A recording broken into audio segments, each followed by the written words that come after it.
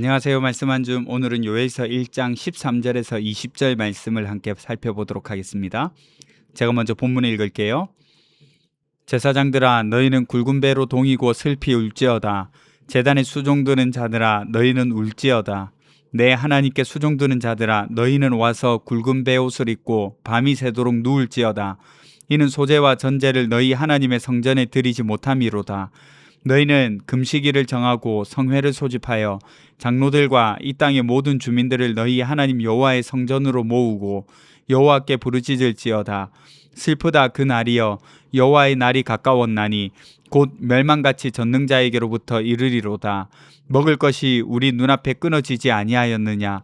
기쁨과 즐거움이 우리 하나님의 성전에서 끊어지지 아니하였느냐?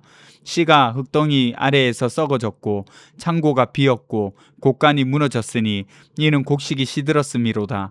가축이 울부짖고 소떼가 소란하니 이는 꼴이 없음이라. 양떼도 피곤하도다. 여호와여, 내가 주께 부르짖으오니 불이 목장의 풀을 살랐고 불꽃이 들의 모든 나무를 살랐음이니이다.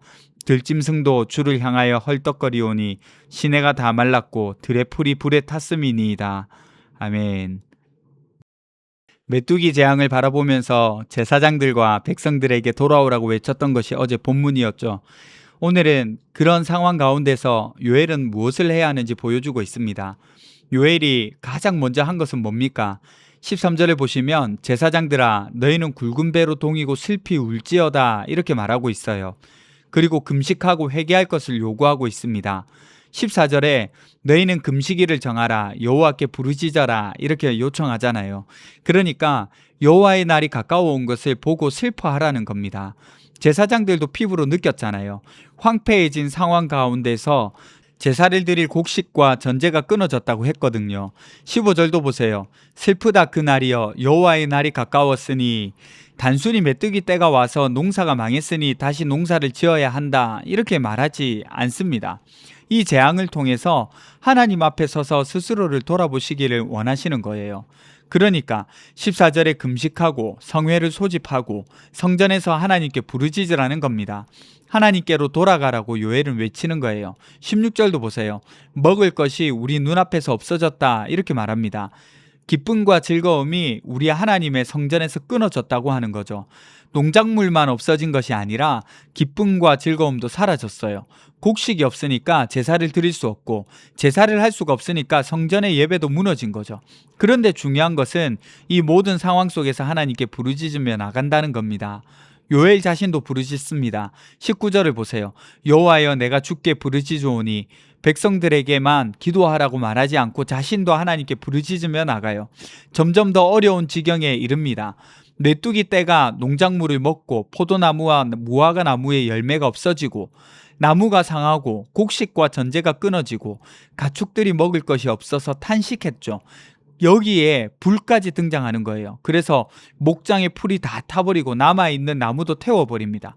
그야말로 재앙이죠. 총체적인 난국입니다. 손을 쓸 수가 없어요. 그런 가운데 고통받는 이 만물이 누구를 찾고 있습니까? 사람도 하나님을 찾고 짐승도 하나님을 찾고 있는 거예요. 모든 피조물이 하나님의 도움을 필요로 하고 있습니다. 오늘 말씀에서 우리가 가장 먼저 생각해 볼 것은 문제가 생겼을 때 우리는 가장 먼저 어떻게 하고 있는지를 생각해 보는 겁니다. 요엘은 재앙이 닥쳤을 때 하나님께 부르짖으라고 요청하고 있어요. 금식하고 성회를 소집하고 여호와께 그 문제를 가지고 나아가기를 원하고 있습니다. 성경에 부르짖는다는 표현이 많은데 이건 하나님께 도움을 요청하는 겁니다. 내 힘으로 해결할 수 없는 상황에서 하나님께 도와달라고 하나님을 찾는 거죠. 모든 상황에서 자기 힘으로 해결하려고 하지 않고 하나님께 나아가는 겁니다. 제가 이것을 감당할 수 없으니까 하나님 도와주세요. 이런 심정인 거죠. 그리고 이런 부르짖음은 하나님께 솔직하게 말하는 거예요. 잘 정리되고 아름다운 말로 하나님을 찾는 것이 아니라 있는 감정 그대로, 있는 마음 그대로 하나님께 나아가는 거죠. 힘듭니다. 왜 이런 일이 나에게 찾아왔습니까? 도와주세요. 어떻게 할지 모르겠습니다. 화가 납니다. 사실 이런 말들도 순화된 표현들이죠.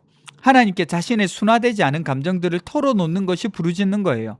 그러다 보니까 주님의 이름만 주여 주여 하는 그런 외침들이 터져 나오기도 하는 거죠. 시편에 그런 기도 엄청 많잖아요. 여러분, 이런 마음이 무엇을 표현하는 걸까요? 아, 하나님 없이는 안 됩니다.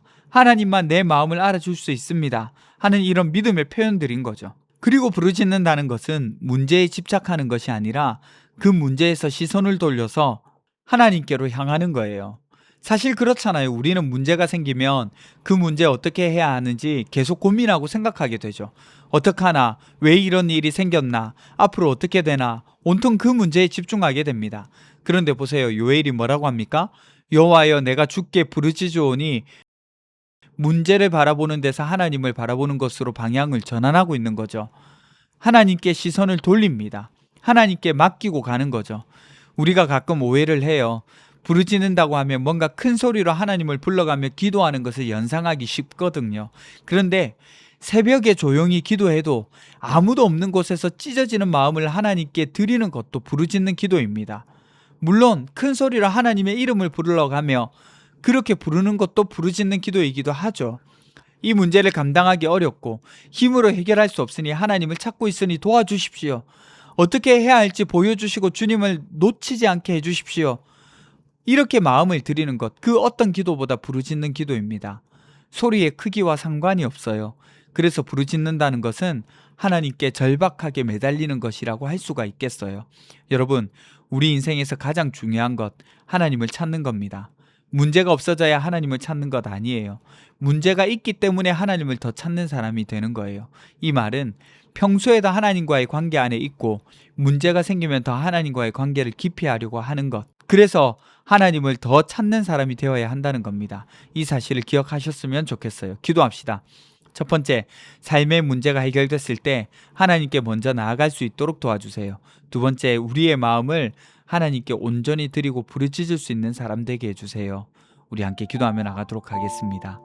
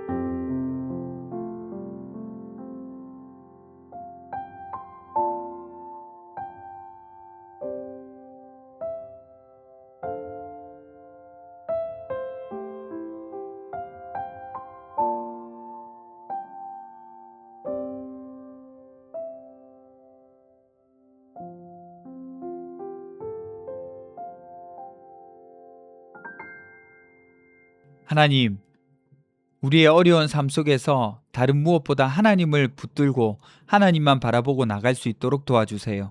또 우리의 마음을 하나님께 온전히 드리고 부르짖을 수 있는 사람 될 수 있도록 도와주십시오. 감사드립니다. 거룩하신 예수님 이름으로 기도드립니다. 아멘. 여러분, 오늘 하루도 하나님과 동행하는 하루 되셨으면 좋겠습니다.